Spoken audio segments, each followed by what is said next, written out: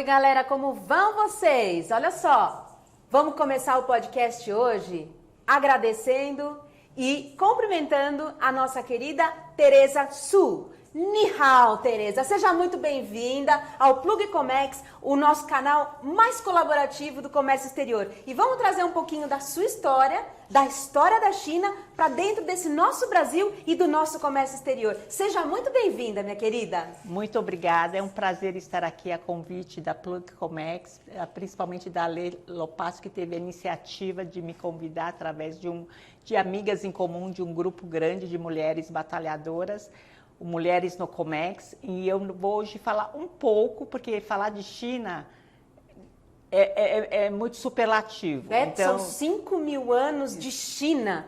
Em poucos momentos de Plug Comex seria até uma sacanagem, né? Então... Mas vamos trazer alguma coisa bem bacana para o nosso espectador, porque a gente sabe que esse conteúdo vai fazer toda a diferença na vida de quem quer trabalhar com a China e principalmente quem quer se relacionar com os chineses. Exatamente, tem a questão também não só do comércio, como da cultura, dos hábitos, da amizade, porque o chinês, antes de tudo, ele quer ser seu amigo para fazer negócios, não é somente o números. Você sabe, Tereza, eu estava pensando aqui, quando eu tive a oportunidade de estar na China, eu já estive na China 4 vezes. E assim, confesso que cada vez que eu vou lá, eu me surpreendo. A primeira vez que eu estive lá foi em 2009. De repente eu voltei lá em 2019, era outra China. Sim. Completamente diferente. Mas como foi agradável chegar na China, ser recebida pelos chineses e como eles me trataram bem, com tanto respeito. Foi uma coisa assim fantástica. Eu fiquei bastante surpreendida. Sim, o chinês tem essa cordialidade que às vezes o mundo do Ocidente coloca como vilão, mas o chinês é uma pessoa muito parecida com brasileiros. Isso eu notei também. Eles são muito receptivos, calorosos, bagunceiros. Gostam de festa. Gostam de uma festa, gostam de uma boa comida. Então, é bem parecido. Aliás, as reuniões todas em volta daquela mesa redonda gigante, cheia de iguarias, né? E certo, com muito saquê. fartura. Não é saquê. Lá Maltai. Maltai é o vinho chinês. Muito forte, por sinal. Exatamente. Muito forte. Mas, enfim, a minha ideia é justamente através da experiência que eu tenho de vida e ter vindo de Taiwan, na verdade, né, uma província da China que tem suas controvérsias, mas não é o caso no momento de discutir sobre isso. Mas da minha experiência como uma pessoa de origem chinesa que veio para o Brasil com os pais quando eu tinha 2 anos de idade, viemos de navio. Meu Deus! Durante 2 meses de viagem pela África. 2 meses de viagem, vocês passaram pela África, por quê então? Pela Cidade do Cabo. Uau! Eu lembro dos africanos, das ocas, né? Aquelas construções dos africanos. E então aportamos em Santos, no Porto de Santos, no ano de 1964. E deixa eu te fazer uma pergunta. Veio você, teu pai e minha mãe. Sua mãe, os 3. Sem saber nada sobre o Brasil, sem falar português e sem dinheiro. Deixa eu fazer uma curiosidade, Tereza. O que motivou os teus pais a saírem da terra natal e virem para cá? Meu pai era, na época, professor universitário de veterinária e minha mãe, filha de médicos. Como nós estávamos numa ilha chamada Taiwan, naquele momento, nos anos 60, não tinha muita perspectiva de futuro. Entendi. Por se tratar de uma ilha muito pequena, então não achavam que poderiam ter um modo de vida melhor. Então foram se aventurar no Brasil porque sabia-se que aqui tinha muita prosperidade, tinha muita oportunidade. Verdade. Nessa época a gente estava passando pela fase pós-Juscelino, né? Aonde foi construída a capital, no centro, né, de Brasília, foi tirada do Rio de Janeiro, e aonde as promessas das grandes fábricas, né, a serem instaladas estavam aqui, principalmente da indústria automobilística que estava surgindo naquela época, não é isso? Verdade, Ale. E meus pais vieram com coragem e juventude, né? Porque só jovens podem ser tão loucos de trazer para um outro lado do mundo um bebê sem dinheiro e sem falar o idioma e sem amigos com dinheiro e achar que iam dar certo. Enfim, e muitas vezes eles falam, tomem cuidado. Eu falei, tomem cuidado e vocês, que trouxeram uma bebê num navio 2 meses sem saber onde iam parar. Mas paramos aqui, minha mãe também é um modelo de mulher, realmente devo muito a ela, porque ela é uma mulher batalhadora, assim como a história da mãe da Lê. Parabéns, porque são pessoas que aceitaram os desafios da vida. Então, minha mãe, muito esperta também, começou a usar das qualidades que ela tinha e fazer negócios. É mesmo? Olha só como isso vem do chinês, né? Aquela coisinha de fazer negócio é chinesa, não Ela é? tem a pele muito linda. Até hoje, ela tem 80 e poucos anos, 84 anos. Nossa, mas ela é jovem também. A pele bem bonita. E as pessoas perguntavam, nossa, que produto você usa? Ela, esse creme eu uso. Quer comprar? Aí ela vendia o creme. Ela vendia o creme. Então foi assim que começou a vidinha dela de comerciante para poder sobreviver. Porque nós morávamos num quartinho dividido por lençol com outra família. Vocês conseguiram um lugar com outra família. Mas tinha que dividir o quarto, porque não tinha como pagar. Entendi. Era um lençol que dividia o quarto para 2 famílias. Meu Deus do céu. Então, e depois disso, meus pais vingaram. Minha mãe sempre foi muito obcecada, obstinada.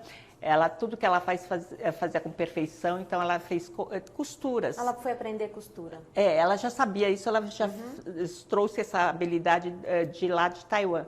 Mas ela começou a confeccionar, a fazer produtos e teve fábrica, nos colocou em boas escolas. Eu fiz umas Sua mãe chegou a ter fábrica? Sim. Ela tocar a produção? Sim. O que é isso? Nós vendíamos para Carrefour, lojas americanas, Meu Deus do supermercado céu, que loucura! Então, mas tudo começou de um sonho de assim, nós vamos dar certo no Brasil. Ou seja, pensando que tudo vai dar certo. Exatamente. Não importasse o que estivesse acontecendo, é melhor sacar para frente. Exatamente. Tá certo. Até os fiscais, ela é muito esperta, né? Porque sempre tem fiscalização de higiene, sanitária, enfim, trabalhista, tudo. Ela, o senhor me ensina, por favor. Eu não falo português. O senhor ensina, eu faço direitinho. Não multa, não multa, por favor. O senhor ensina, eu faço tudo direitinho. Aí os fiscais também ficavam assim... Sem graça, Sem graça, né? Uma pessoa tentando batalhar, sobreviver, falava, tá bom, a gente vai ensinar, vai orientar. Na próxima vez faz direitinho que tá tudo bem. Que tá tudo bem. Por quê? A legislação no Brasil muda naquele período dos anos 70, 80. Foi uma revolução. A gente estava ali com a consolidação das leis trabalhistas, a gente passou pela parte de constituição de empresas, né? Eu sou da época, agora vou ter que confessar, eu sou da época de uma coisa que ninguém conhece. Acho que você conhece, chamado CGC. Sim. O que era o CGC? Ninguém sabe. Eu vou contar. Não precisa pôr no chat GPT, que aqui a gente fala tudo. CGC é o nosso agora CNPJ. Então eu sou dessa época. Eu também. Ai, meu pai. Vamos lá. Enfim, então essa senhora me criou, né? Que eu tenho uma irmã, mas ela nasceu aqui no Brasil. Então, eu fui a pioneira, no caso da família, então ela tinha que descobrir boas escolas, porque para imigrante, uma forma de conseguir sucesso é através de estudos, porque você não tem amigos para te indicar bons empregos ou boas oportunidades. Então, você tem que ser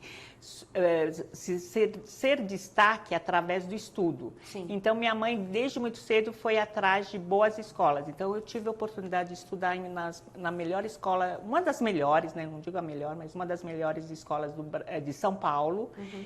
Fui boa aluna, entrei na universidade de São Paulo, fui aluna da Politécnica, na USP. Mas eu já era rebelde. Já falei assim, não quero estudar poli para o chinês, ou era poli ou era medicina Pinheiros. Mas eu não me sentia identificada com essa área, eu queria me conhecer. Então, a meu respeito, eu poderia dizer, sempre teve um propósito nas minhas decisões, porque não era só o que os outros achavam interessante, era sempre aquela questão de assim, será que é bom para mim? Será que essa decisão é boa para mim? Então, eu achava assim, a escola de engenharia é uma ciência exata, é muito reta, e eu precisava aprender a lidar mais com o lado humano das pessoas. Isso é uma coisa, assim, ao concurso, porque até hoje, o conhecimento e a prática do conhecimento na Ásia está sempre voltada para as ciências exatas. Inclusive, não sei se você sabe, mas a partir deste ano, as universidades na Ásia estão abolindo as ciências humanas. Estão deixando só as ciências humanas para quem eventualmente vai trabalhar com isso em segunda análise. Todo o asiático está sendo obrigado a estudar a parte das ciências exatas, justamente por causa da revolução que está acontecendo aí, né, nos computadores. Então, isso é uma coisa muito do brasileiro, muito do latino-americano, trabalhar com esse lado pessoas, humano, Sim, né? eu sentia que eu tinha uma dificuldade justamente pela minha origem, né? É uma pessoa que nasceu no Oriente, cresceu no Ocidente, valores muito diferentes um do outro, porém eu tinha questionamentos, eu não conseguia aceitar simplesmente, faça uma carreira e seja feliz. Porque é lógico, né? Os pais da gente, eles dão pra gente aquilo que eles podem, né? Com certeza. Então, naquela época, com certeza, o melhor que os teus pais podiam te dar era a orientação para você seguir aquela cartilha. E né? sim, eu agradeço porque eu tive a oportunidade de poder pensar na opção. Eles talvez nem tivessem opções. Não, eles não tiveram opção. Exato. E na tua geração, você ainda teve muita sorte. Porque na nossa agora na geração dessa molecada que está vindo agora, né? Na da minha mãe e na dos nossos pais, eles não tiveram nenhuma opção. Nós, nesta geração, tivemos a opção, trabalhamos muito, mas a geração que veio, que foi logo depois da nossa, uns 10 ou 20 anos depois da nossa, eles sim tiveram a chance de poder ter todas as opções, porque nós sabíamos direitinho qual era o valor de tomar uma decisão na vida, né? E não só seguir ela. O objetivo principal, ser feliz. Eu acho que eles não tiveram essa opção no sentido assim, escolher ser feliz, eles tinham que escolher sobreviver. Exatamente. Antes de ser feliz, tinham que conseguir sobreviver. Então, tem muita diferença, porque quando você não tem o que comer no dia seguinte... Os seus filhos, né? É, você olha para o teu filho, o que você vai fazer? Tem que fazer o melhor para que eles saiam bem, né?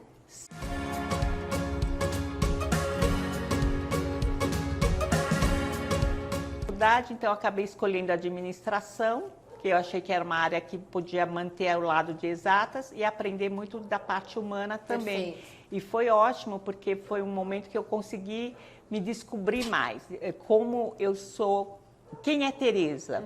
Porque tinha aula justamente de recursos humanos, tinha conversações, né, diferente de aulas de exatas, que é o professor lá na matemática frente, pura, expondo, e nós atrás aprendendo. Enfim, mas aí a Tereza continuou escolhendo. A mamãe falou assim, tá na hora de casar. Você não tá casando, não tem namorado, não sei o que, vou mandar você lá para os Estados Unidos, porque lá tem mais chineses. Aí foi Tereza para os Estados Unidos, né? Meio contra gosto. Eu não acredito, ela te mandou para os Estados Unidos para arrumar um marido. Sim, porque lá a colônia chinesa é maior. E também já tem os parentes, e sempre o sonho americano, né? Lógico, claro. Né? O sonho americano de vida... Próspera, padrão primeiro mundo, enfim, aquele sonho. Lá fui eu. No começo tinha que fazer mestrado, a ideia inicial, então fui fazer todos aqueles preparatórios de inglês, fazer os exames, e aí veio novamente questionamento, para que eu estou fazendo isso? O que eu vou fazer com essas informações todas se eu ainda não tenho experiência o suficiente para saber que mestrado eu vou fazer? Verdade. E aí tive uma oportunidade de viajar pela universidade que eu estava, para a Europa. Que maravilhoso! E eu vi que a Europa é diferente dos Estados Unidos. A Europa, as pessoas apreciam a vida, admiram a vida, curtem tomar cafezinho. Aí eu falei assim, acho que eu sou mais europeia, não sou muito americana, não quero ficar nos Estados Unidos. Minha mãe quase surtou. Como não? Imagina, você tem ir que pro ficar velho aí. mundo, se no novo mundo tinha todas as oportunidades, ganhar a América, né? Então, aí eu voltei para o Brasil. Isso daí era um retrocesso. Consegui me colocar nos Estados Unidos, eu resolvi voltar. E todos meus amigos continuaram lá nos Estados Unidos, amigos que nem eu, que cresceram no Brasil. Nesse momento eu ainda era bastante brasileira, né? Eu já estava bem ocidentalizada. Sempre adorei Brasil, sempre fui muito bem tratada, sempre muito bem querida pelos grupos que eu fazia de amizade, enfim, sempre gostei demais.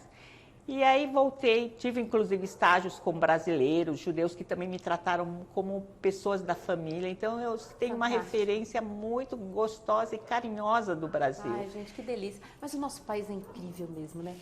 Vamos lá, isso. E aí, só que quando eu voltei, meus pais estavam com a fábrica, minha mãe tinha se acidentado. Nossa. Então a fábrica era um prédio com 400 metros quadrados, 3 funcionários. E aí eu falei assim, eu vou mostrar para eles que eu sou uma boa menina, eu vou ajudar na fábrica, vou ajudar... Você foi se candidatar a trabalhar junto com seus pais, meu pai. Meu pai, exatamente. Conflitos todos os dias, Nossa, gente. Mesmo assim com todos os planos, porque era 87, 90, né? Plano Collor, plano cruzado, todos os planos. Cruzado... Inflação 40% ao mês. Hoje você ganhava 10, amanhã ele varia 6. Isso, overnight. Mas foi um aprendizado fantástico, porque eu aprendi justamente a questão de como valorizar o dinheiro, a produção. Como guardar esse dinheiro, como aplicar na hora fazer certa. Fazer as compras, entender que o segredo não é a venda, é a compra, né? Isso. Então foi muito importante, embora eu tivesse muitos atritos com minha mãe, mas foi um grande aprendizado. Como empreendedora, como empresária, Você teve que estar à frente, a tua mãe acidentada, afastada, acabou que você teve que assumir esse papel, né? Então, Tereza? isso eu aprendi, então, como ser empresária, pequena empresária no Brasil, né? Como é difícil ser micro e pequeno empresário. Você tem que estar em todas as frentes, o pessoal ligava, departamento de marketing, é aqui mesmo, departamento financeiro, aqui também. Às vezes mudava a voz, né? Compras, aqui também, aqui mesmo o departamento. Então, é assim. É assim mesmo. É assim a realidade. Então, até que então eu conheci meu ex-marido, um brasileiro quatrocentão, que já estava estudando mandarim e que já tinha visitado a China e Taiwan.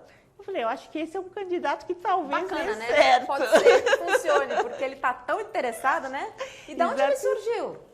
Meu pai, exatamente, eu estava trabalhando na fábrica, meu pai falou assim, filha, tem um evento do escritório econômico de Taiwan muito importante. Lá você pode conhecer pessoas interessantes.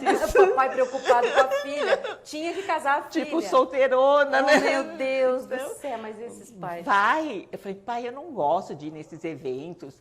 Vai, filha, é uma oportunidade. Vai lá, faça amizades, é importante. A amizade que eu fiz... Com o ex-marido, Com o ex-marido. O candidato. Então... Mas nós temos um filho lindíssimo, maravilhoso, né? Não estamos mais juntos, mas essa união gerou uma criança belíssima. E a família dele e do meu ex-marido também são pessoas muito boas. Graças a Deus, você teve uma boa experiência. Que me acrescentaram em muito sobre a cultura brasileira, inclusive. Mas esse meu ex-marido foi quem resgatou a China dentro de mim. Olha que loucura, pais chineses. Chinesa, sim. E teve que vir um brasileiro para tirar de você a China. Isso, que porque loucura. Nós fomos morar para o lado da região da Zona Oeste, aqui, Cotia. Ok. E lá tem uma escola com mantenedor chinês. E meu filho tinha 2 anos de idade e meu ex-marido. Tem uma escola com mantenedor chinês. Eu falei, o que é isso? Eu nem sabia. E ele já sabia. Falou, vamos matriculá-lo nessa escola. E foi fantástico, porque a partir daí que começou o meu resgate do meu interior, da minha origem chinesa. E então começou a minha carreira também na área chinesa, porque nessa época eu era mãe, comecei a fazer trabalhos de meio período, mas aí uma professora do meu filho falou assim, olha... Eu dou aula de mandarim para as crianças, mas os pais dessas crianças querem fazer aulas porque são empresários, eles têm negócios com a China. Você não gostaria de dar aula para eles? Eu falei, mas eu não tenho preparação, não sou pedagoga, não tenho formação de professora, né? De profissional. Não, você só precisa falar com eles, ensinar um pouco da história da China, que eles vão gostar bastante. Naquela época, só te interrompendo um pouco, Tereza, nós estamos falando aí do ano de 96, 2000. Então, mais ou menos, eu estive lá em 2009. Né? Eu lembro de ter encontrado uma China bem atrasada nessa época. Os chineses já estavam procurando o mercado, né? Eles já estavam exportando, eles exportavam já né? muita coisa para o Ocidente. Perfeito. Inclusive, esses empresários, justamente, eles compravam peças dos setores. Alguns eram da área química, outros da área do setor automobilístico. Então, eles compravam insumos ou peças, componentes. A China é muito forte na parte química, né? Sim. Muito forte na parte química. E aí eles queriam ser mais próximos na cultura e no idioma com os parceiros de negócios deles na China. Então, fomos lá. Aí começamos as aulas. Mas é difícil, porque o empresário, ele já tem seus problemas do dia a dia. E aprender mandarim, gente, não é uma tarefa fácil para esses empresários, que se dedicavam muito. Eles ficavam assim, hoje, esse fim de semana eu estudei, pode perguntar. Eu estudei tudo, a esposa ficou perguntando, por que você está fazendo na piscina? Estou estudando, não me atrapalha, eu preciso estudar, que eu preciso aprender mandarim. Então, chegando na aula, começava, então, vamos lá, como fala tal frase? Silêncio. Eu vou lembrar, espera um pouco. Esqueci. Não, me ajuda um pouco. Aí eu explicava. E o idioma mandarim é tonal. Então, se você fala, digamos, mãe, ma, xingar, ma, é bem parecido. Ma é xingar e ma é mãe. Ma é mãe e ma, xingar. Então, que interessante. Então, assim como comprar e vender, mai é comprar, mai é vender. E mai é vender. Isso é negociar. Mai é negociar. No mandarim quer dizer, vamos fazer negócios. Mai. Então, é comprar e vender. Mas a entonação muda, já é outra palavra. Você pode estar xingando uma pessoa. Meu Deus, eu nem me atrevo. Então, aí eles falaram assim, não vai dar para a gente fazer reunião com os chineses. Tereza, você tem como nos acompanhar na reunião? E assim a Tereza começou a acompanhar nas reuniões de negócios. E aí tem um episódio engraçado que eu até comentei com a Lê, que era um dos meus clientes, viu um chinês que veio comprar uma empresa brasileira, muito poderoso, muito rico, abonado, todo de Rolex, tal, mas os dentes meio escuros, assim. Aliás, naquela época, nem Europa, nem Estados Unidos e nem a China cuidavam da saúde bucal. Porque a China é muito atrasada na higiene bucal, infelizmente. Mas é questão da cultura da dificuldade do acesso ao conhecimento. Hoje estão correndo atrás, mas em 2000, ano 2000, ainda estavam começando. E aí esse meu cliente perguntava para mim, Tereza, será que eu posso indicar um dentista para ele? Eu falei para o meu cliente, você quer consertar os dentes dele ou fazer negócios com ele? Ou você quer vender a fábrica? Eu quero vender a fábrica. Então, vamos vender a fábrica. Quando tiver encerrada a negociação, aí você pode gentilmente... Quem você quiser. Exatamente. E assim foi. Então, eu fiz trabalhos de intérprete, de negociações, e aí chegamos em 2010, 2011. E eu participei de algumas apresentações em universidades sobre oportunidades com negócios e possibilidades com China, porque nesse momento a China já começou a despontar como destaque de país forte econômico. Ainda não era, lógico, a primeira economia mundial nem segunda, mas já despontava as previsões. Já tinha passado até por um processo de industrialização, já estava começando a se preocupar com o meio ambiente, já estava começando a se ocidentalizar na questão dos negócios para justamente fazer aquilo que a gente não faz. Conhecer e aplicar a cultura para poder fazer negócio com os países, né? Inclusive, ela já era candidata a ser a sede olímpica. Naquela época. Em 2008, ela foi sede das Olimpíadas. Então, tinha uma preocupação em saber como se apresentar para o mundo ocidental. Claro.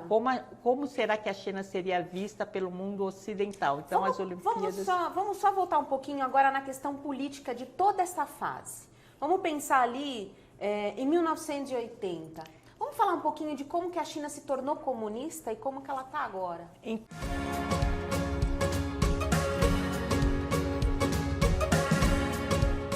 Então, aí podemos voltar lá para o início de 1900, que era imperialista. Não sei se vocês tiveram a oportunidade de assistir o filme O Último Imperador. Sim, sim. Maravilhoso. Lindo, fantástico. Então, aquele menininho foi o último imperador da China, que com 2 anos assumiu o trono. O que um bebê de 2 anos pode assumir um trono de uma nação enorme, gigantesca. E a China já tinha seus conflitos internos, porque Sim. é um país muito grande, que foi formado por várias dinastias e vários grupos étnicos. Parece que não, mas teve muita movimentação interna. Chinês do norte, chinês do sul, chinês são todos diferentes, até na aparência, né? Sim, sim, porque na verdade, assim, fala-se idiomas diferentes. Sim.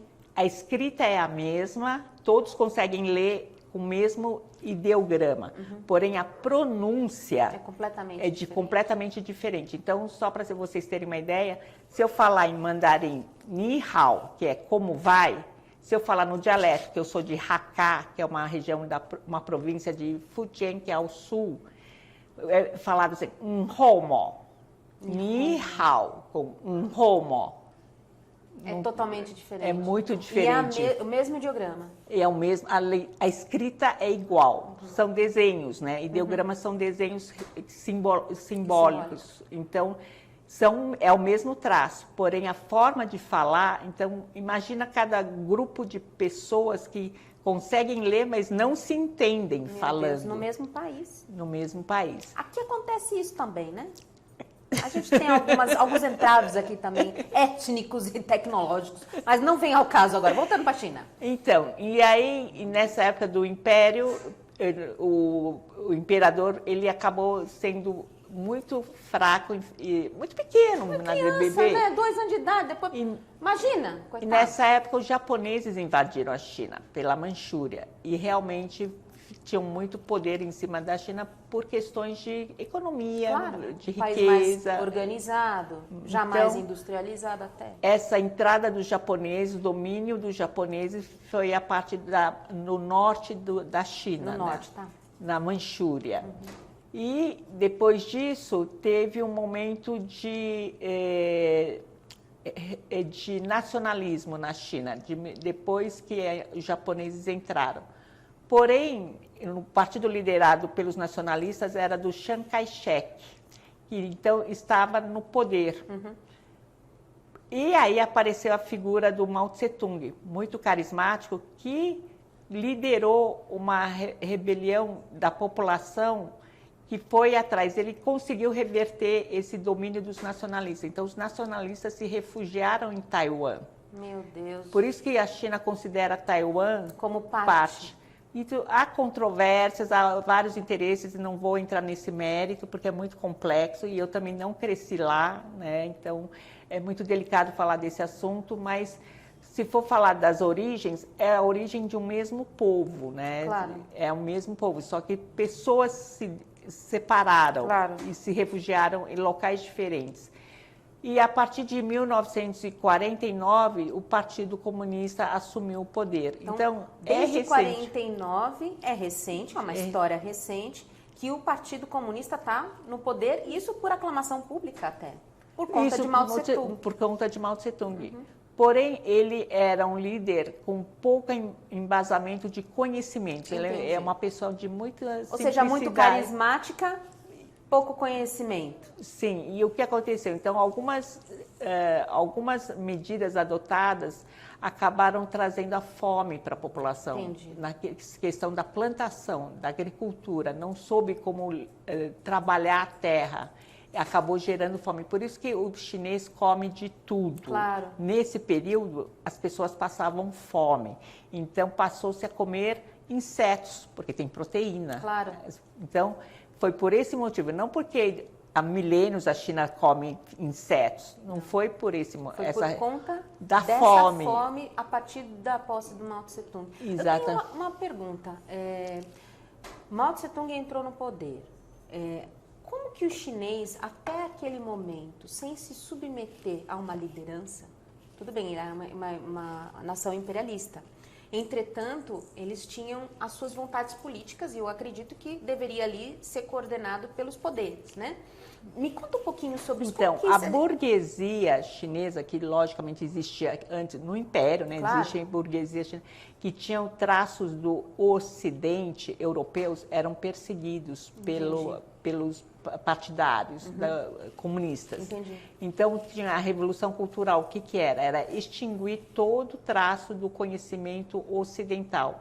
Então, fechar a China. Exatamente. E as crianças denunciavam os pais que, de repente, tinham acesso à cultura ocidental. Seja isso um instrumento musical, uma partitura, porque naquela época era comum a nação cuidar das crianças para os pais irem trabalhar no campo. Entendi. Então, o governo cuidava das crianças. E era muita pobreza, muita gente e muita pobreza. A China estava pobre nesse momento, né? Então ele acabou aceitando de bom grado esse cuidado do governo. Crianças. As crianças foram elas que aceitaram. Então, mas os pais, muitos foram denunciados por crianças. Existem filmes que eu posso até passar por links. Legal, depois a gente deixar no link do canal para todo mundo aproveitar essa riqueza de cultura, né? Que, assim, era algo muito doloroso mesmo, porque era assim, a própria família, a criança achando que estava fazendo bem, entregava os pais, achando que eles traziam informações do Ocidente que não eram bem vistas. Meu Deus. Então, mas isso acabou mudando com a entrada de Xu Enlai e Deng Xiaoping, que tiveram formação no Ocidente. Eram da elite e eles tiveram formação no Ocidente. E aí foi a grande mudança da China nos tempos modernos. Foi a abertura econômica que Deng Xiaoping trouxe à China.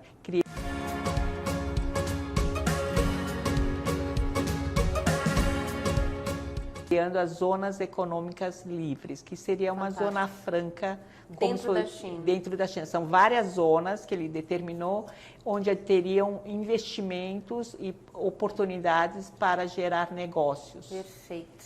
E aí, eles tiveram essa visão em 78. Foi quando já Mao Tse-tung já tinha falecido e Deng Xiaoping assumiu. E uma das primeiras medidas que ele adotou foi justamente essa abertura.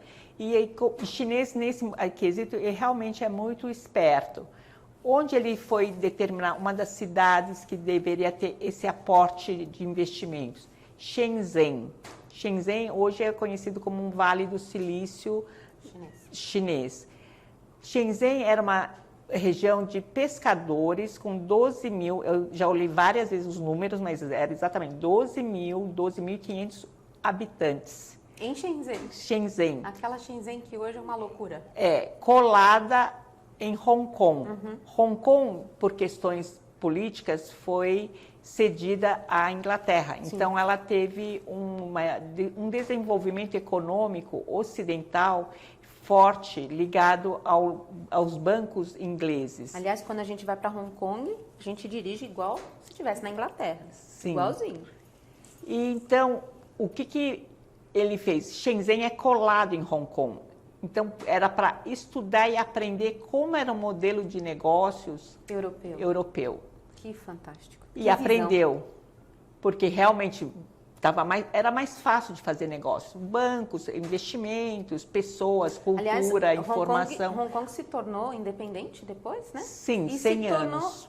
E se tornou uma potência no sentido de ser uma zona livre, de fato, o país todo. E financeira. E um ponto de cume financeiro, assim como é Singapura, Sim, Suíça. Justamente por conta dessa cultura de conhecimento inglês. Que Inglaterra, o forte mesmo da Inglaterra sempre foi a área financeira. A área financeira e trading, né? Exatamente. Os grandes traders estão ali na Inglaterra, até hoje. E hoje, Shenzhen hoje tem, terceiro, eu acho, maior PIB da China. Acho que primeiro é Xangai, Beijing e Shenzhen. É isso mesmo. Então, quando você fala de PIB não, PIB, GDP, né?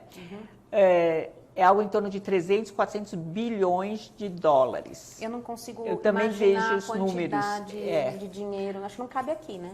Não. Uma partezinha cabe aqui. Mas, enfim, é extraordinário porque era uma cidade, vila de pescadores. Com 12.500 habitantes. 12.500 habitantes. E não foram 100 anos que se passaram, passaram-se 20 anos. E de repente, hoje, simplesmente por olhar a cultura do lado de lá e tentar aprender. Isso. E Shenzhen é onde tem a questão da sustentabilidade mais desenvolvida. É onde é a sede da BYD, que já tem fábrica aqui no Brasil. Campinas. Que na verdade, eu tive a oportunidade de visitá-la, na verdade começou como baterias, é uma empresa de baterias renováveis. Ele fornece baterias para os celulares. Começou assim, até que lá no meio do caminho acharam que deviam comprar uma fábrica de automóveis e colocar baterias nesses automóveis. Fizeram uma parceria grande com o governo na época de Campinas para colocar os táxis, né? Todos com energia a bateria. É impressionante. E Shenzhen é muito avançada. Realmente, lá não existe carro nem moto de combustão, é proibido. E você também é incentivado a sempre investir na sustentabilidade. Tem muito espaço, é uma região que, assim, poluição tem que ser zero. É muito fantástico, que é, digamos, um contraponto a Pequim poluída, ao Beijing poluída. É bastante poluída. Exato. Então, ainda é. O chinês tem todas essas contradições juntas. Mas eu vejo que ele sempre tem um propósito de também melhorar. Então, a China sempre olha para frente, ele não olha para trás. É bem interessante. Então, a China, nesse aspecto, eu admiro porque eu acho assim, eles sobrevivem como seres humanos, têm um propósito de melhorar e têm um propósito de ser amigo. E aí, voltando de novo a Tereza, né, eu fui... assistir essas palestras nas universidades e sabia que os chineses tinham alguns setores que iriam ter interesses, entre eles o setor de luxo. E eu me envolvi com o setor de luxo achando... Quem diria a China passando fome e agora fazendo negócio com o Brasil no setor de luxo? Então, isso já era 2010, 2011. Porque os chineses têm essa tradição, né, de dote, de valorizar o momento e que você presenteia com joias. Isso é muito simbólico na cultura, não é algo recente, isso é muito antigo, é milenar, são hábitos milenares. A esposa, a mulher não tem a herança, mas ela tem dotes. Entendi. Então, a questão de dar joias é para uma preservação econômica do lado da mulher. Tipo assim, eu vou casar com você, mas eu tenho alguns presentes para te dar para você se sentir segura. Entendi. Já que a herança era toda dada para o homem. Né? Então, era uma forma de mostrar assim, você vai ficar bem, né? Então, fique comigo que você vai ficar bem. E eu falei, vou entrar nesse setor porque é bonito, né? Alto luxo e deve ser sossegado, né? Não vou trabalhar muito, Não vou né? trabalhar muito. Você era mãe naquela época, cuidando do filho? Sim, né? 50 já, imagina. Meu Deus do céu. Achei assim, vai ser bem sossegado. Bem, foi sossegado só a primeira semana que eu fui lá na empresa. Nós chegávamos a atender 600 a 1.000 chineses por dia. Meu pai eterno. Por dia. Que eles vinham consumir o produto aqui no Brasil. Sim, porque eram chineses em viagens de negócios no Brasil. O Brasil estava muito aberto e estava em crescimento. Era a época da Dilma, realmente teve um crescimento econômico. Então, os empresários, o setor de construção, estava tudo muito aquecido. Né? Estava estabilizado com o real, né? Tava tudo sim, muito era tranquilo. pareado praticamente 1 a 1. Lembra dessa raridade? Saudades de você, 1 a 1. Então, que pena, né? Acabou. E aí, bem, não era bem calma assim. A gente tinha que correr de domingo a domingo. 8 da manhã já tinha fila na porta da empresa, chineses querendo comprar. Eu pedia para os chineses, espera um pouquinho que eu vou te atender. Ele com 50 peças de joias. E eu falava, meu Deus, e agora? E agora? Aí acontecia, e aí a questão do uso das moedas, né? Que esse é um ponto importante. Isso. Aliás, nós resolvemos gravar essa conversa maravilhosa com a Tereza, porque a gente quer entender um pouco do cenário chinês, claro.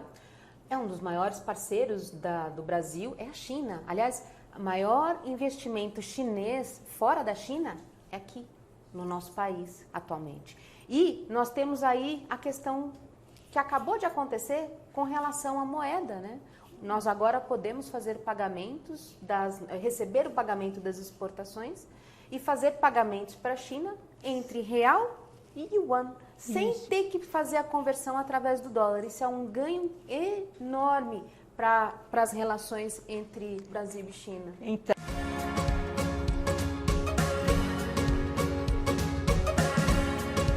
Então, no setor de alto luxo, o formato que nós trabalhávamos já era num formato de exportação. A venda a estrangeiro era feita no formato de exportação. Tem toda uma burocracia de documentação, mas o formato que nós já era trabalhávamos, oficial. Embora fosse a venda aqui no Brasil, mas era uma exportação porque exigia documentação, passaporte. Era uma declaração simplificada de exportação. Isso. Tinha uma transação financeira, que o dinheiro viria para cá. Sim. Era por câmbio. Sim. Sempre foi. E aí tínhamos opções, naquela empresa havia uma possibilidade de passar em máquinas de cartões de crédito em dólar, porque era possível, porque é antigo, isso lá nos anos de 70 era possível ter essas máquinas e a empresa teve acesso a essa máquina. Então nós já cobrávamos diretamente em dólar. Perfeito. E nesse tempo já tinha uma bandeira chinesa aqui operando no Brasil, que em parceria com um banco brasileiro, nós passávamos em real e eles cobrados em yuan. Então, já não tinha a transação no dólar. Naquela época? Em 2011. Então, eram pequenos negócios já feitos de uma maneira direta, sem ter que transitar a moeda em dólar. Isso. E para esses valores, às vezes, assim, para o varejo, o indivíduo, era substancial, porque, digamos, numa peça podia ter diferença de 10 mil reais se fizesse os câmbios. Real para dólar, dólar para yuan, aquela peça ia dar uma diferença de 10 mil reais. Então, para o cliente, ele podia comprar outra peça. Entendi. Então, era substancial. Muito dinheiro, era né? muito dinheiro. Você então, vê como a diferença cambial, não só hoje, né? Ela faz toda a diferença na hora de contratar. Então, digamos, imagine isso num volume grande de exportação. O que não faz de diferença só na questão do valor e do custo da moeda, sabe? É um custo operacional. Não tem assim, o cliente não tem um ganho. Não, é perda. É dinheiro que vai embora. Então, e isso nós fazíamos já naquela época, tudo legal. Aliás, grandes volumes financeiros, como é que você vai sair daqui com grandes volumes se você não tiver tudo declarado, né? Então, isso já aconteceu. E eu ficava super, nunca trabalhei tanto, domingo a domingo, e praticamente essa foi a 24 sua entrada no comércio exterior, veja bem, por causa do mundo do luxo. Quem diria? Não, e eu ficava assim, tem algo estranho acontecendo. Eu estou vendendo alto luxo para os comunistas? O que está acontecendo, né? Que contradição é essa? Quem consome o alto luxo? Então, para mim, eu vejo assim, são pessoas que no momento estão melhores economicamente, mas não importa se é comunista, capitalista, são sistemas diferentes, mas que levam aos mesmos interesses, que é assim, a pessoa ter as suas conquistas.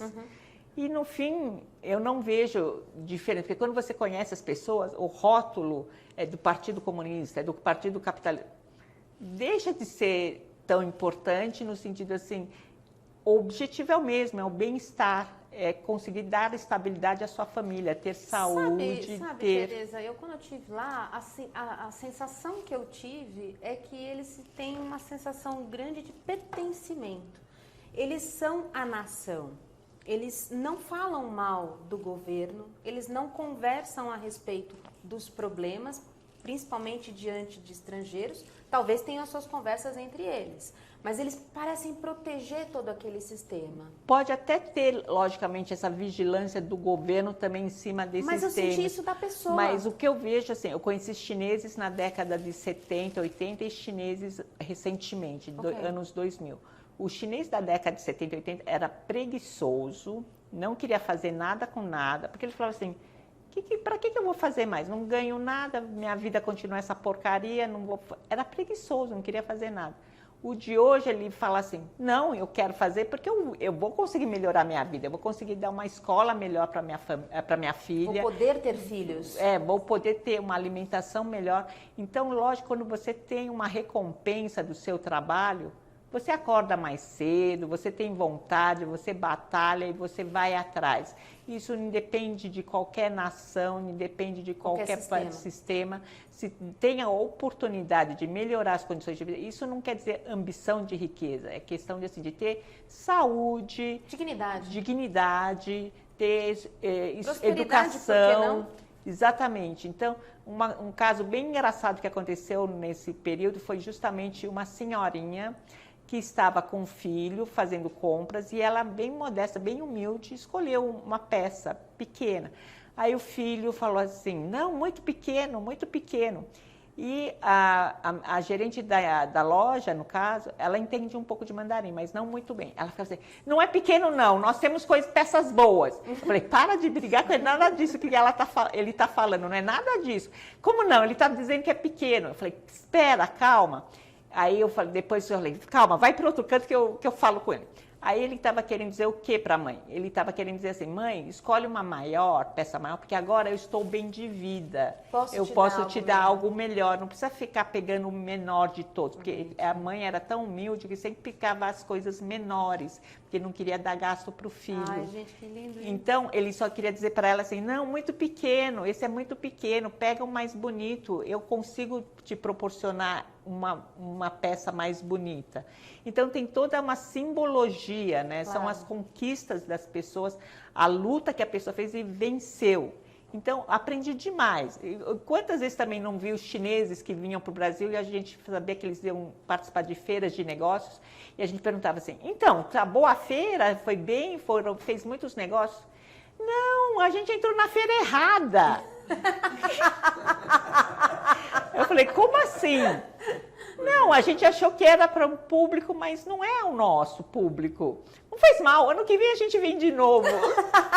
O chinês não desiste, gente. Então, olha a diferença Brasil e China aí. Hein? Eu acredito também tem a questão do custo operacional deles. Eles têm incentivos melhores. Do governo. O governo ajuda o empreendedor. E facilita, não é tão complexo. Então, como falam, até uma pessoa que tem um quintalzinho no fundo da casa é exportador lá na China. Ele está com o computador, ele está exportando alguma coisa. Meu Deus! Porque é muito facilitado, é muito fácil vender, exportar. É incentivado pelo governo. Então, a prática de comércio, a prática produtiva, toda ela está incentivada pelo governo chinês. Sim. Independente se ele é comunista ou não, o capitalismo ali impera. Sim, o formato deles, assim, a economia deles é capitalista. Eu senti exatamente. Isso. E fora também que quando falam das cópias, eu falo, gente, vocês têm que lembrar que quem pediu para copiar foi alguém do Ocidente, que falou assim, você faz isso mais barato do que lá no Ocidente? O outro morrendo de fome, fala, eu faço, fala aí quantas peças você quer que eu faço. Tá pagando quanto? Ah, tá bom, eu faço metade do preço. Aí eles aprendem, aí eles produzem. E como quem é bom aluno sabe melhorar, né? Então, o que acontece? Eu estudei nos Estados Unidos e quando eu tive aulas lá, eu lembro de um professor que falava justamente dos japoneses, que falaram assim, da questão dos carros japoneses, que como eles entraram no mercado americano, porque eles tinham uns carros que eram umas carroças, como lembrando o nosso ex-presidente, eram umas verdadeiras carroças, eram horrorosos. Aí o americano, deixa entrar. Ninguém vai comprar esse treco. Ninguém vai comprar. Aí. Essa carroça era da marca Honda. Acho que todo mundo conhece, né, essa marca Honda. Que entrou como carroça, falhava, não funcionava, não subia a ladeira. Não era bom. Mas foram aprendendo. Aí o que o professor falou assim, eu resumindo a história, o que o japonês falou? Olha, realmente os americanos foram bons professores, mas nós japoneses fomos excelentes alunos. Perfeito, porque eles aprenderam tudo e voltaram e melhoraram, porque eles entraram no mercado americano. Hoje em dia, a indústria americana de automóveis não consegue mais ter espaço no próprio mercado americano. Verdade. Quem domina é o japonês. Então, o asiático tem isso, ele é humilde na questão do aprendizado, ele não tem vergonha de aprender. Não faz mal, tá feio, os carros estão feios, os carros não funcionam, o modelo, design horroroso. cor feia, né? As geladeiras tinham umas cores horrorosas lá na Ásia. Não faz mal, a gente vai aprendendo, chega uma hora que acerta. Então, eu acho que tem a resiliência e a necessidade, porque é um povo que passou fome, passou guerra, passou necessidade. Então, tem essa questão de assim, não faz mal, eu vou vencer, eu vou conseguir. E eu digo, quando o pessoal também fala do Brasil, eu falo assim, o Brasil, não é que o povo é preguiçoso, é que o Brasil é um país muito abençoado. Eu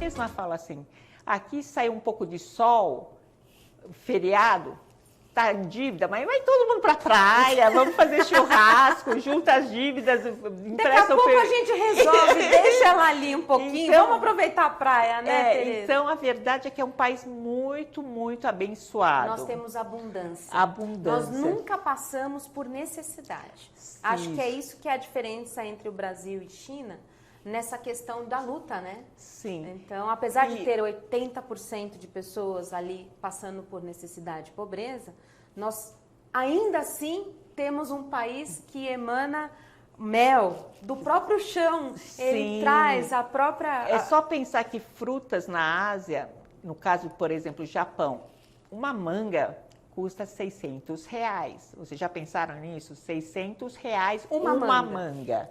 Você dá de presente numa caixa forrada de pano de seda, porque é muito caro. Você come uma banana, não é o cacho, uma banana, R$35, uma banana. Aqui tem banana que cai no chão, que você pisa em cima. Valor. A gente não dá valor, nós temos as feiras, quanto lixo fica na feira depois que acaba. E pessoas passando fome.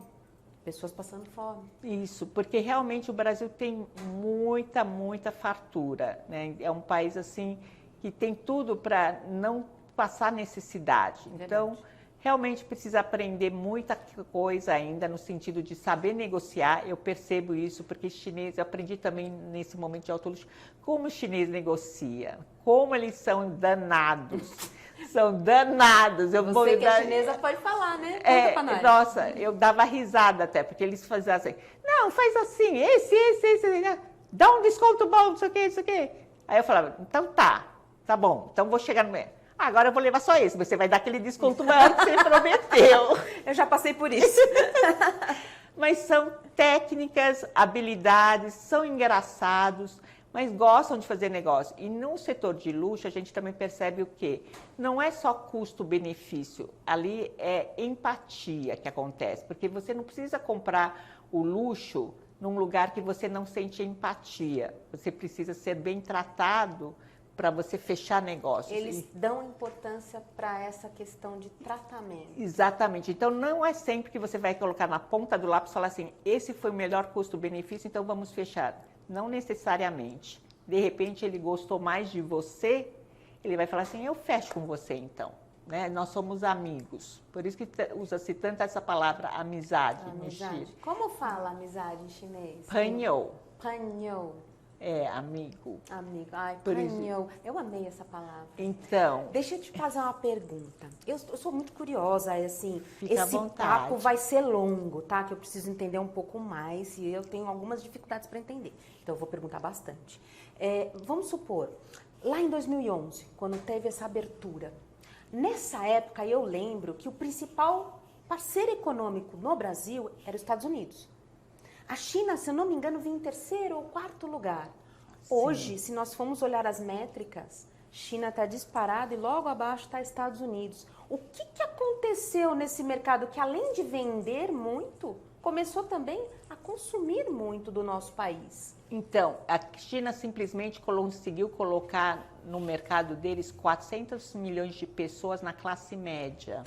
Ele subiu essa população toda. O padrão. Nesse período de tempo, desde que Mao Tse-tung havia falecido. Sim. E com os governos. Então, entrou no mercado deles 400 milhões de pessoas que passaram a consumir. A ter poder aquisitivo para compras. Para comer melhor, para usar coisas melhores, para ter educação, para ter até seu segundo filho, porque o primeiro filho até então era custeado pelo governo, mas o segundo não. Entendi. Porque você teria que ter condições financeiras de arcar com com a educação do seu filho, do seu segundo filho. Do seu segundo filho. Então, só dessa forma você poderia ter um segundo filho.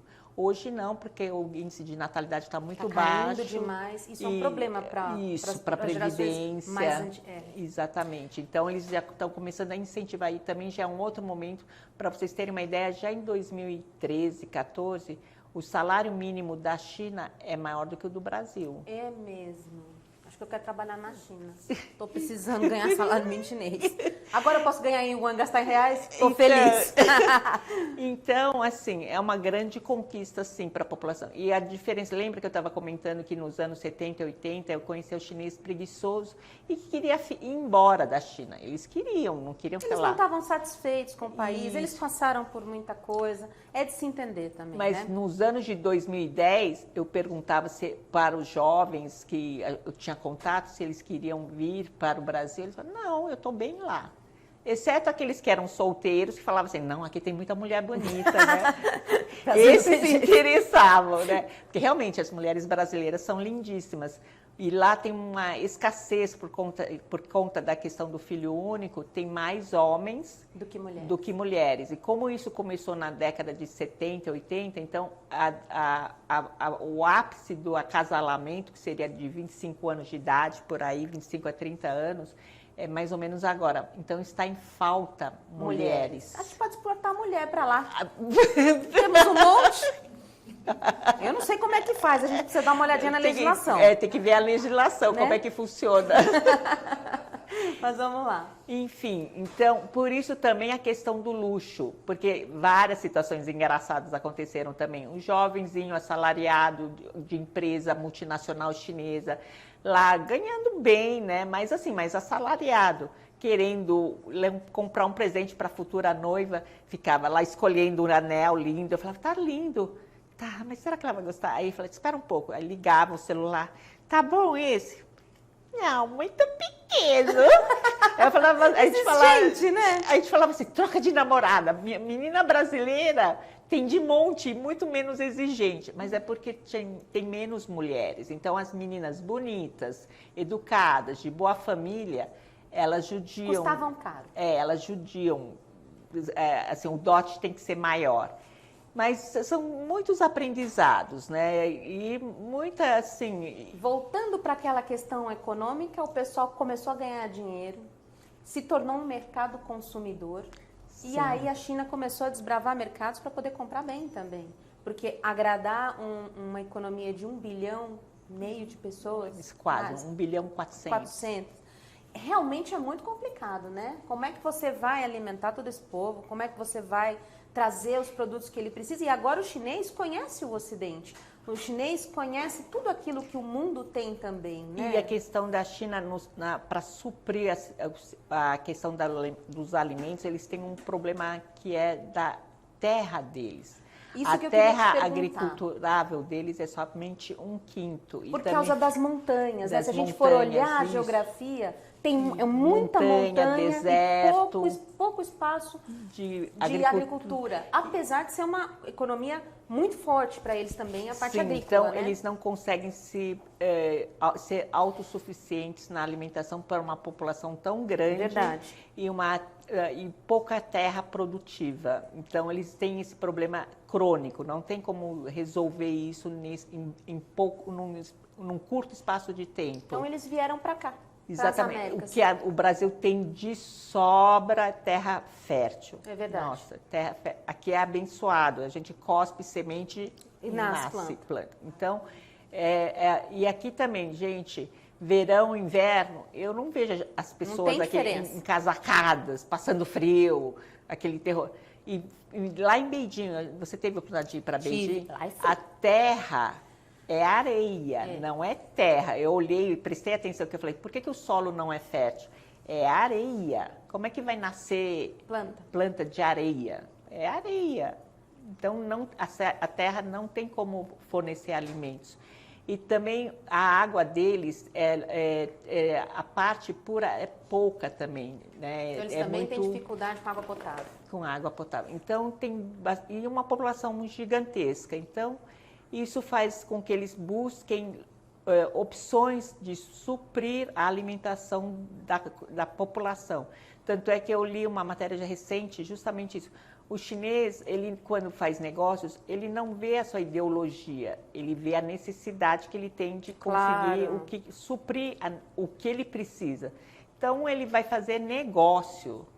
Ele precisa... Ele não vai se preocupar com o que o outro está pensando, né? Enquanto a gente acha que tudo é ideologia, não é isso. Não, ele vai olhar a subsistência dele primeiro. E muitas vezes, lógico, o chinês é estratégico? Claro que é, gente. É estratégico. Vamos fazer o quê? Um povo de 5.000 anos, se não aprendeu... Foi atacado pela Mongólia, criou aquela gigantesca muralha para poder se defender dos mongóis. Imagina, a muralha mesmo... Naquela época.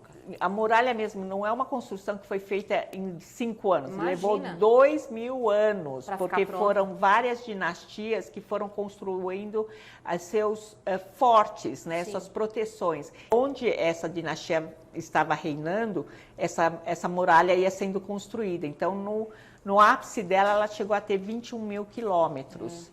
Então, imagina, gigantesco isso, né?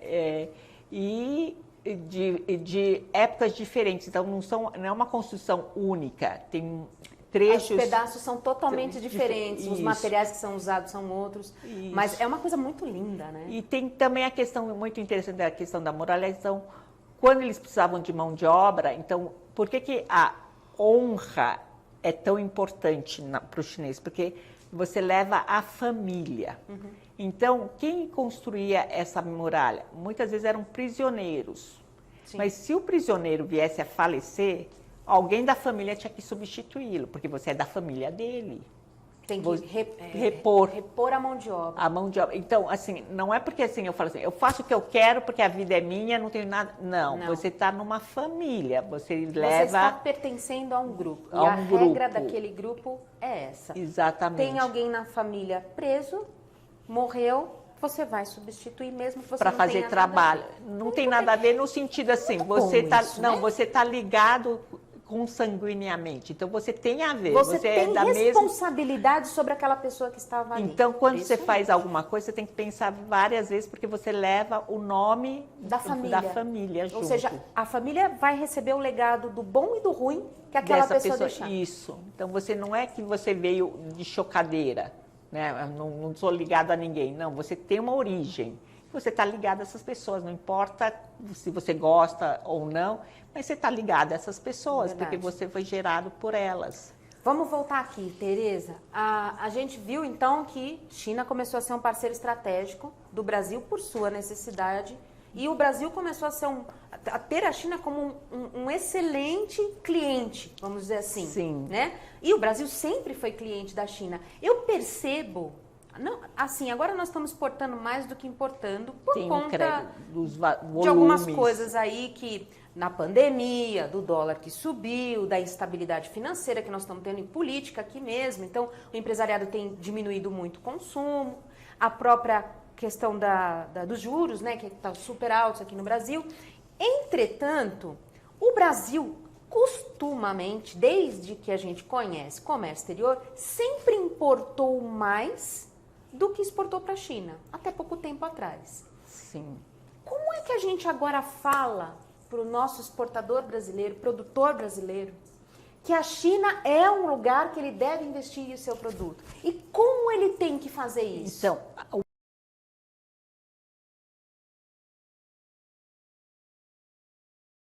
o Brasil já tem tradição em algumas commodities, né? E agrobusiness. Agrobusiness, por incrível que pareça, o setor de grãos exporta muito mais até do que carnes. É verdade.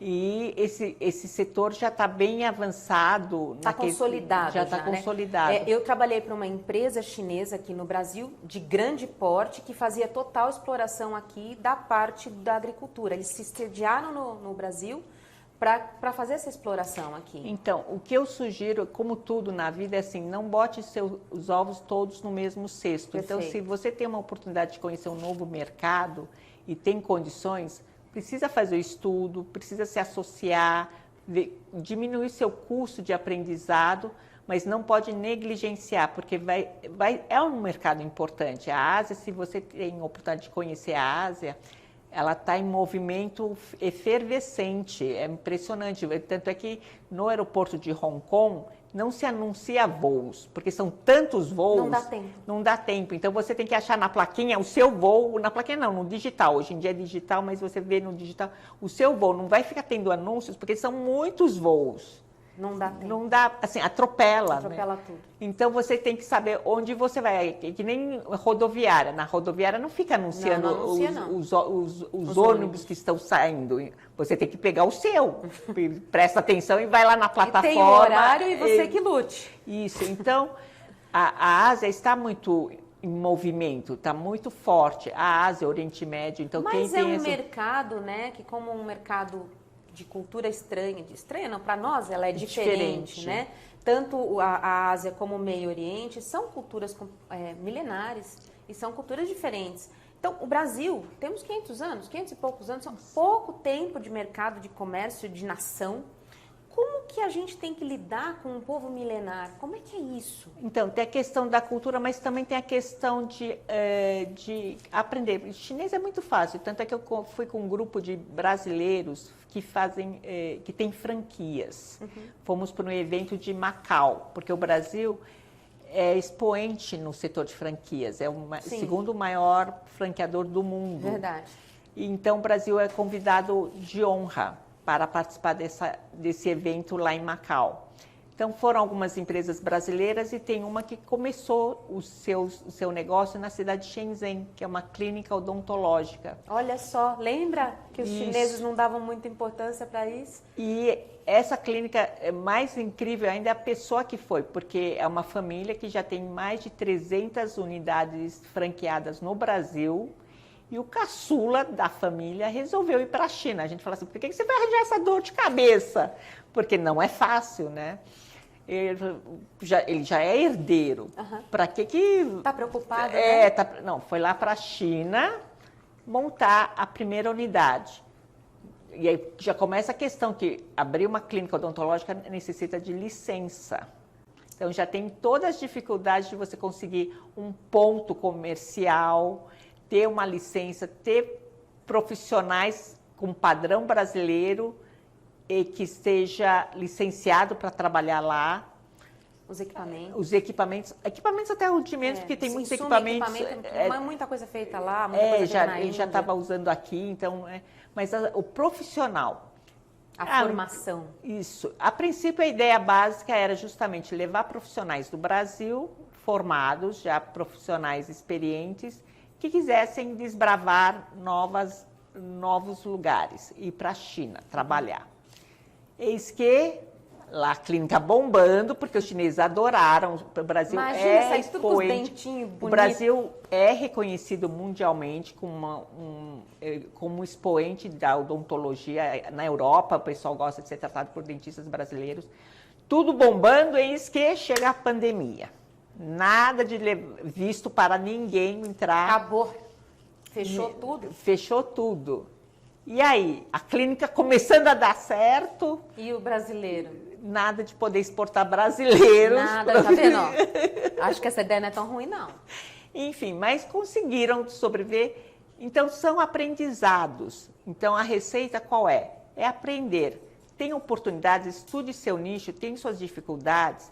Logicamente, você vai falar assim, se você não tem nenhum centavo para investir, vai ser difícil. Mas você tem associações, tem a Apex também que promove. Eu acredito que para qualquer empreendimento que a gente vá fazer, seja ele o seu próprio negócio, seja um plano de exportação, o aprendizado é muito interessante para que o empresário possa se preparar. Porque quando você entra num mercado competitivo, como o mercado chinês, porque é um mercado gigantesco e todo mundo olha para esse mercado. Não tem quem não queira vender para a China. Se eu vender e ganhar R$1 com cada chinês que eu vender, eu tô bilionária. Eu nunca mais vou precisar trabalhar. Então, se a gente acerta um público, acerta um produto, acerta uma forma de distribuição, efetivamente é um golaço, né? Então, para que a gente consiga entrar numa briga dessa, não só conhecer a cultura, não só entender o seu negócio, não só saber posicionar o seu produto, o seu serviço, o seu negócio neste mercado, mas financeiramente estar preparado. Então, um dos itens que já há uns 5 anos uma pessoa me fez uma consulta, né, uma empresa brasileira, aí ele comentou, você sabia que vende-se muito ração para tartaruga para a China? Isso eu nunca ouvi falar, meu Deus! Então, existem nichos que alguém se interessa e estuda e acaba tendo sucesso. É de um dia para o outro? Não é. Não é nada, é rápido.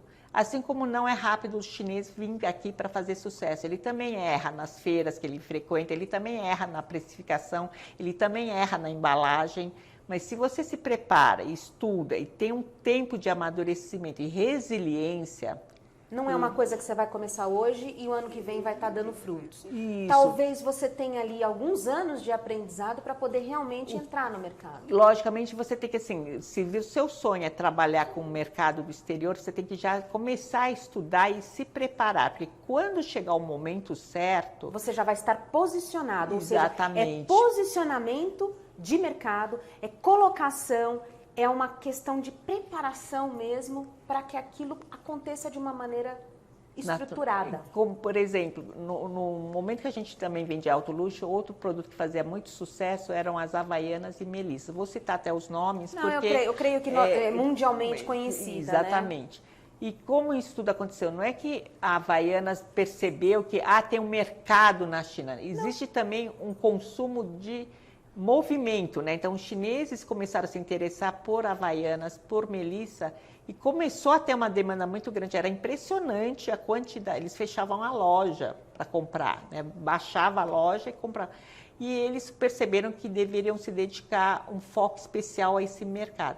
Então, esse movimento pode acontecer. Tem chineses no Brasil, tem Liberdade em São Paulo. Verdade. Você pode testar alguns produtos como produtos de natureza, de alimentos orgânicos ou naturais, mel, eles adoram mel, guaraná. Você sabe que a exportação própolis. De mel para a China é bastante requisitada também, né? Sim, então existem nichos e o Brasil tem muitos produtos, mesmo confecção, tem, sabe assim, às vezes as pessoas não acreditam, mas se você tem um pouco de estudo e tem que aprendizar, tempo de aprendizado, porque o luxo também não foi assim, em um ano que eles perceberam. Não. Eles não estão foi, se preparando. E o cliente não caiu aqui, né? Não. Alguém foi desbravar e mostrou. Não só isso, vir, assim, né? digamos, eles já estavam atentos ao exterior, ao estrangeiro, há muitas décadas. Eles já percebiam que havia um interesse grande pelos estrangeiros por luxo. Entendo. Então, você já se prepara assim, eu preciso ter um material naquele idioma, eu preciso saber da legislação, de como funciona aquele país, como funciona... A cultura, né? Isso, os hábitos, como é que eu faço o approach nesse mercado... Porque é diferente. O americano gosta de coisas grandes, não necessariamente caras, mas ele gosta de ser exuberante, gigante. O alemão gosta da parte técnica. Você precisa ser muito preciso com o alemão. Engenharia, a tecnicidade para eles, a qualidade é muito importante. Os povos são diferentes. São. E se você entende, você é mais próximo. E a pessoa sempre se sente mais acolhida quando fala com alguém que é mais próximo. Empatia. Exatamente, a palavra é do mercado empatia. Hoje é empatia. Não necessariamente custo-benefício. Às vezes você tem custo-benefício bom, mas você não consegue se entender, você fala, deixa para lá, eu vou conversar com esse outro. É muito trabalhoso, deixa para lá, não quer não. Então, assim como muitas vezes a gente vai para um lugar, se você é mal atendido, você fala assim, não vou comprar aqui. Não é meu lugar. Não é meu lugar. Restaurante também, né? A gente gosta de ser bem atendido, né? Em qualquer lugar. Então, e esse momento com o novo governo que está entrando, ele é mais próximo da China, assim, há oportunidades acontecendo, tem um novo alinhamento no mundo, isso não dá para ignorar. Verdade. Conta um pouquinho, você está bem dentro dessa parte, né? Você está entendendo bem a institucionalidade, você acabou se afiliando às associações, você tem ajudado os empresários. Exatamente. Então. Nós começamos um projeto em plena pandemia, quando fronteiras estavam fechadas, mas uma associação nos pediu a nossa consultoria, a nossa porque tem uma parceira também, muito experiente nessa área, e foi convidada para um projeto de exportação de produtores nacionais, brasileiros. todo mundo, ai, mas a China está fechada, como é que a gente vai fazer, não sei o quê.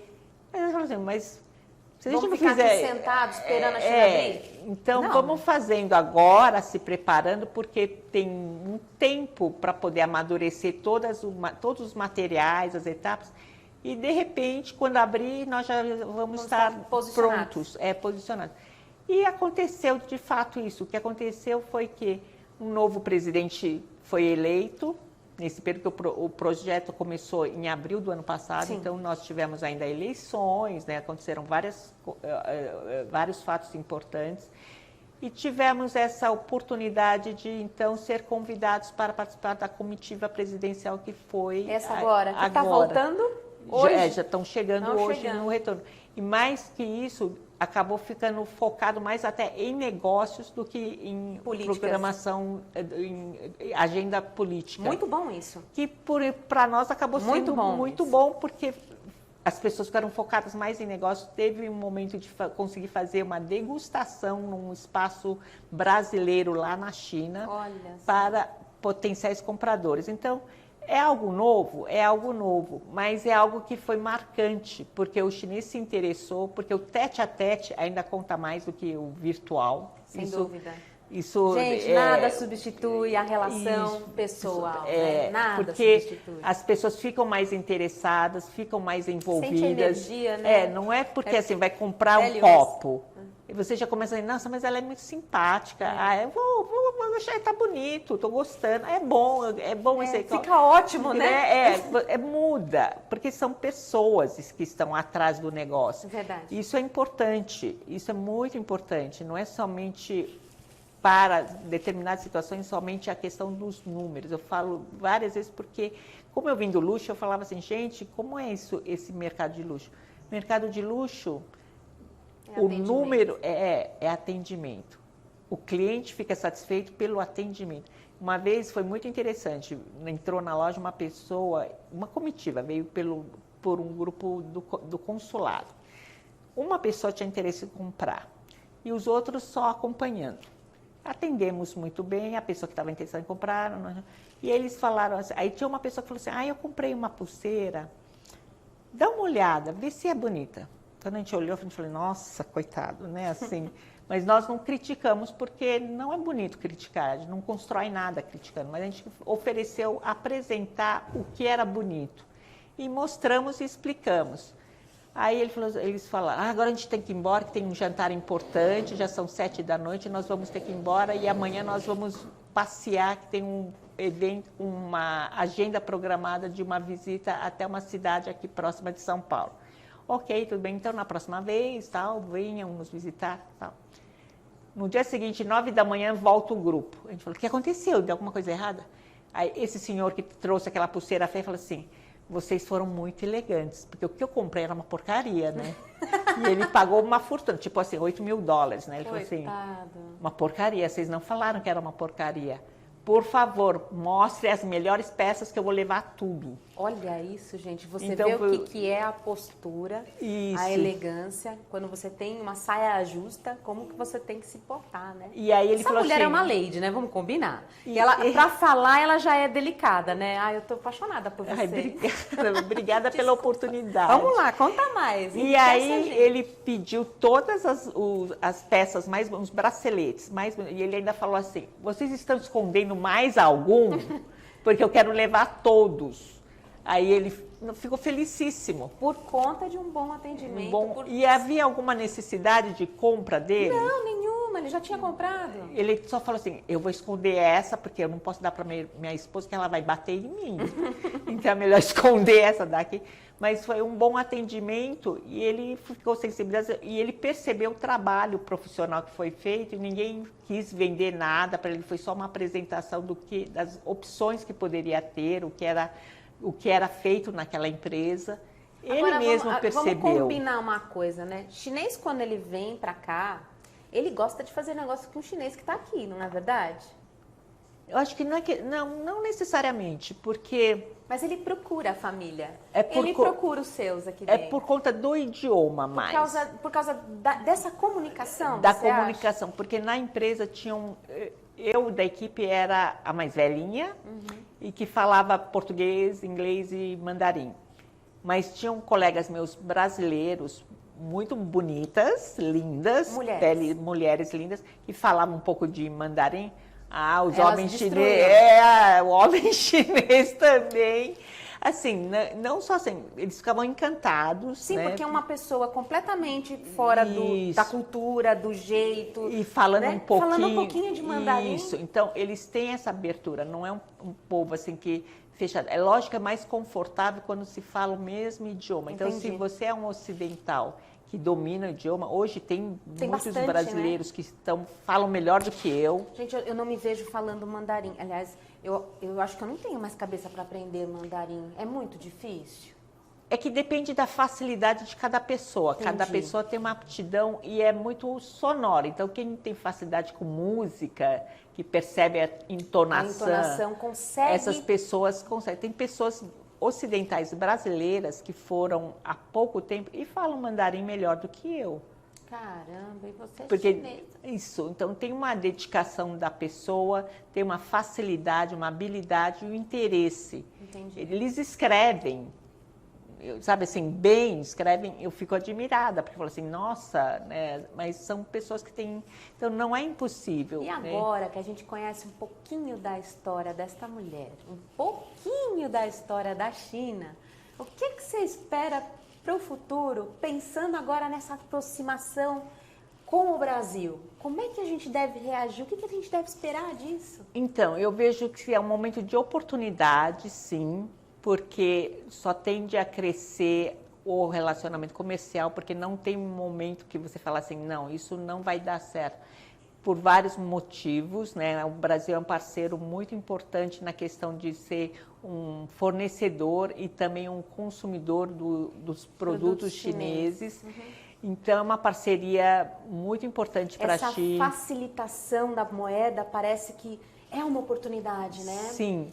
E eu acredito também, assim, o Brasil precisa saber se posicionar bem frente a todos no mundo, né? Saber negociar melhor, né? Estudar melhor estrategicamente.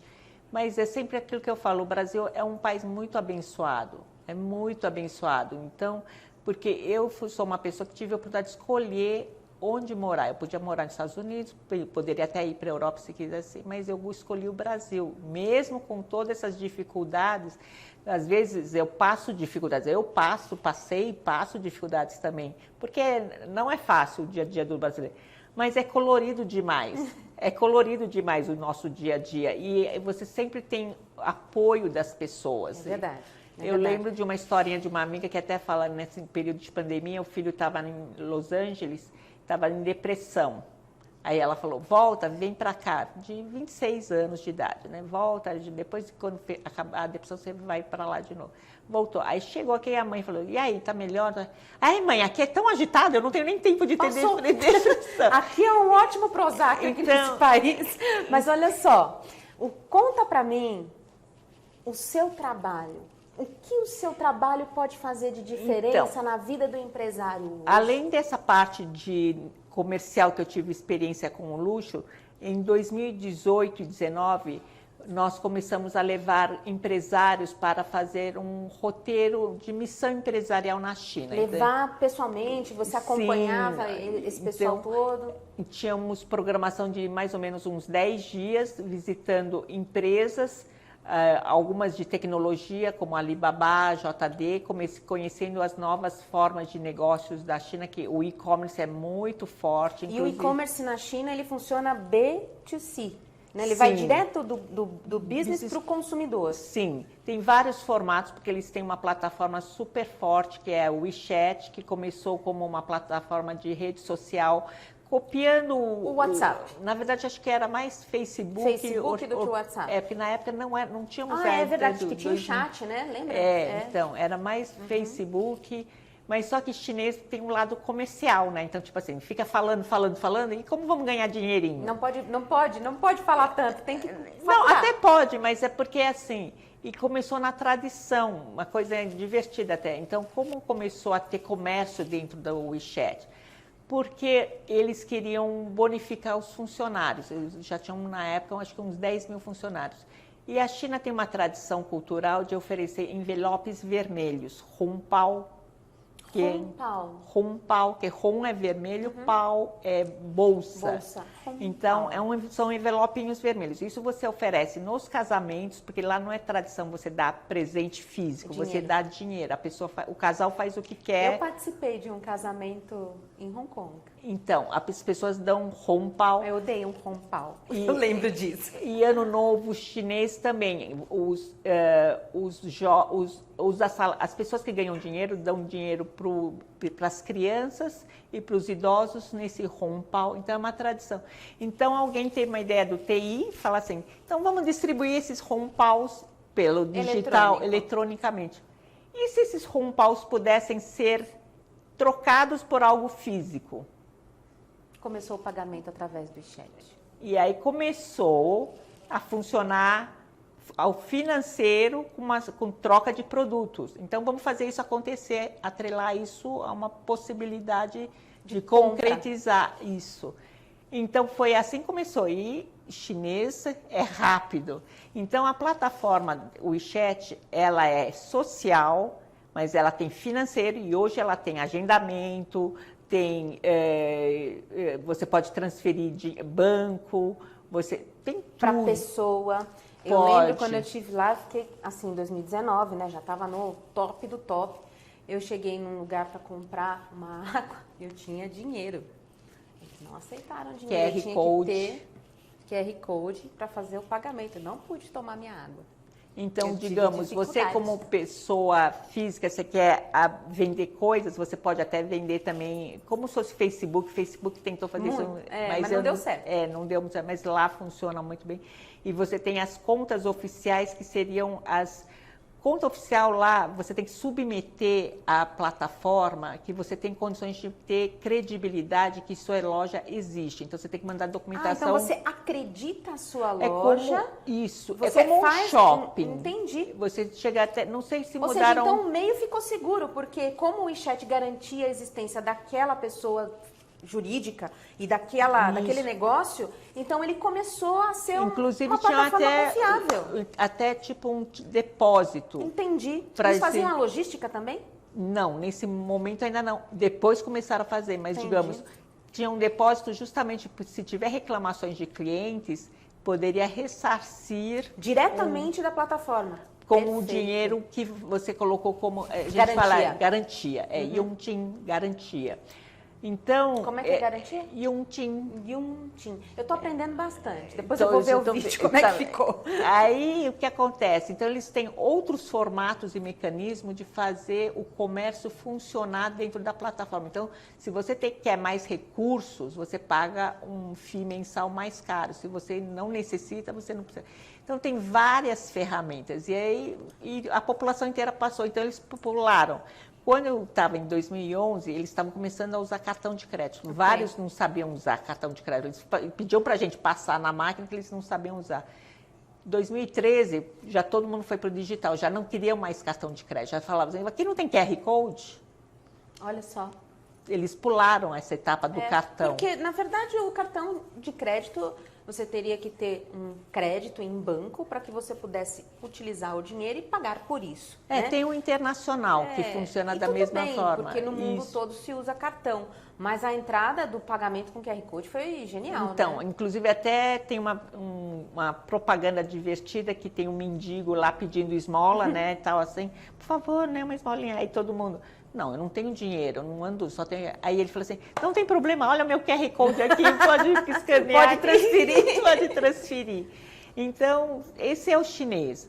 Então, o QR Code está na feirinha de frutas, naquela senhora... dentro dos grandes magazines, como está em qualquer lugar. Exatamente. Então, a China é impressionante nisso, assim, como a tecnologia ficou acessível a todos os níveis de pessoas, tanto jovens, idosos, ricos, não tão ricos. Ou seja, toda essa gente tem acesso a dinheiro e hoje aquele dinheiro pode ser usado aqui neste país com transferências diretas para real, sem ter que transitar em dólar. Então, e a questão de exportação, você comentou da logística. Sim. Então, essas grandes plataformas passaram a ter um comércio conhecido como cross-border. Então, eles têm portos de captação, por exemplo, em Los Angeles, em Long Beach, para você exportar até aquele porto e depois já passar para a logística da plataforma. A plataforma Entendi, fica eles que responsável fazem a entrega. pela entrega, porque vai numa velocidade muito mais rápida Então, do que esse você... cross-border que foi criado, na verdade, foram em países Sim. que fizeram esses acordos Porque e a China podia levar os seus produtos até ali e a partir dali a empresa local assumia para fazer as entregas. Isso envolve toda uma questão mais complexa de comércio que eles têm hoje em dia, que é o digital e o presencial. Então, eles têm supermercados que você tem a amostra, mas é tudo digital. Então, você só vê, mas você vai pedir tudo para entregar digitalmente, não vai ser retirado na loja. Eles entregam? Eles entregam. Então, eu tive a oportunidade de conhecer também o supermercado do grupo Alibaba, que é o Rama. E você tem, digamos, a pessoa que escolhe o peixe e você manda a receita para o cozinheiro e fala assim, daqui a 2 horas eu estou aí para comer o peixe feito nesse jeito. Então, você compra o peixe e encomenda a cocção e vai lá comer. Exatamente. Chique, isso eu queria isso. Então é uma China muito... moderna, né? Muito surreal e ao mesmo tempo bastante também tradicional. Então, tudo ao mesmo tempo acontecendo. É muito interessante para quem tem a oportunidade de conhecer a China. Eu vejo executivos que falaram que iam ficar 3 anos porque foram expatriados, estão lá há 10 e não estou vendo que eles estão pensando em... Os filhos já falam mandarim. A cultura. E vai lá assim, então, tá ruim viver lá? Não, tá não. Então... Acho que tá bacana. Então, vamos falar uma coisa bem séria. Como é que a gente pode contratar os teus serviços, Tereza, e o que a gente pode contratar de você? Então, eu consigo facilitar essa aproximação de negócios entre Brasil e China, seja para exportar como para importar. Não sou a sabe tudo, lógico, né? Tem muitas coisas que eu também tenho que aprender. Como todo chinês é muito humilde, viu, gente? Mas que essa mulher é uma fera. Não, acho que tudo a gente aprende. Eu também, assim, quando entrei em luxo, eu falei assim, nossa, nunca vendi isso. Fui aprender, comecei a ler, fiz até curso, tenho certificação, porque eu comecei a vender peças muito caras. Eu falei assim, e se eu estiver vendendo algo que não vale nada? A sua credibilidade vai a zero, exatamente, eu sou a voz que falou para o comprador de que vale. Então, comecei a estudar também. Então, tudo é estudo. Tem situações que eu vou dizer, esse trabalho eu não vou conseguir levar adiante porque eu não tenho capacitação para isso, e outros que eu vou falar assim, posso ajudar, sim, tenho muitas condições, porque temos relacionamentos, temos conhecimento de longa data, tem a questão da cultura, que facilita bastante, sim. E um dia você vai fazer uma viagem comigo lá para a China, né? Vamos. Nossa, vai ser um arraso. Não, eu tenho um episódio só para finalizar, bem divertido, que eu peguei e vamos conseguir sair, vamos para os hotéis. E nós estávamos em hotéis diferentes, então a gente estava tentando reagrupar todo mundo para depois dar as orientações para sair nas estações corretas. Aí essa pessoa, Tereza, você não quer me ajudar? Você não quer falar como eu tenho que fazer? Eu vou pedir ajuda. Aí o pessoal falou, mas tá bom, né? Vai pedir ajuda. Aí ele falou, daqui a pouco volta a pessoa. Então, conseguiu? Sim, me deram orientação. Então, o que eles falaram? Não sei, não entendi nada, falou em chinês. Gente, China, você fala inglês, ele responde chinês, e você que lute. Então, a questão da preferência não é pela pessoa, é realmente pela facilidade de comunicação. Até porque eles se sentem mais confortáveis. Como todos, né? Como nós, né? É verdade. uma questão de Eu estou muito feliz de poder falar com uma chinesa em português, é uma bênção isso. E ter você com a gente aqui também. Obrigada. Eu viu? agradeço imensamente porque eu falei assim, a minha história não é uma história de vida de corporativa, é uma história de vida do operacional, do dia a dia. Eu diria mais, do estratégico. Porque a sua mãe foi muito estratégica em criar você. E o seu pai foi muito esperto em apoiar a sua mãe e cuidar de vocês. Então, a gente é muito abençoado por ter famílias como vocês que investiram no nosso país e podem ter essa troca tão fabulosa. Então eu queria que você aproveitasse aqui e deixasse os seus canais de contato. Aliás, gente, eu quero compartilhar com vocês que a Tereza trouxe um presente pra gente, que nós vamos poder compartilhar através do e-book. Então você que tem interesse em conhecer um pouco mais da China, tem um material preparado pela Tereza que nós vamos estar disponibilizando, e entrem em contato com o nosso canal através das plataformas do Plug Comex e vamos lá que a gente vai disponibilizar esse material da Tereza e você vai ter todos os contatos dela para você, empresário, que quer fazer negócio com a China, não errar.